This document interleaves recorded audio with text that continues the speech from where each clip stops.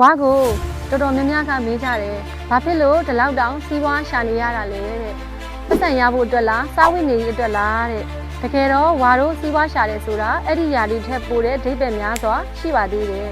ဝါရဲ့ဆရာပြောမှုတဲ့စကားတစ်ခုမှာဝါတို့နေ့စဉ်စီးပွားရှာနေတယ်ဆိုတာ respect နဲ့ happiness ရကျင်လို့ပါတဲ့ဒီစကားကသိတ်ကိုမှန်တာပါပဲဝါကိုယ်တိုင်းဒါကိုလက်တွေ့မှာလည်းခံစားမိခဲ့ပါတယ်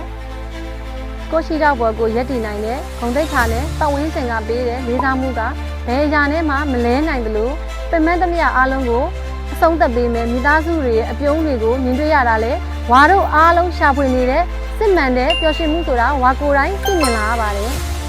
ဒါကြောင့်ဝါတို့အလုပ်ကြိုးစားနေရခြင်းရဲ့တကယ် motivation ကပတ်စံနေမဟုတ်ပဲဒီအချက်နှစ်ချက်ကြောင့်ပါပဲအားလုံးပဲကိုယ့်ရဲ့ကြိုးစားမှုကတစ်စင်းထိုက်တန်တဲ့ respect နဲ့ happiness ကိုပိုင်ဆိုင်နိုင်ကြပါလိမ့်ရှင်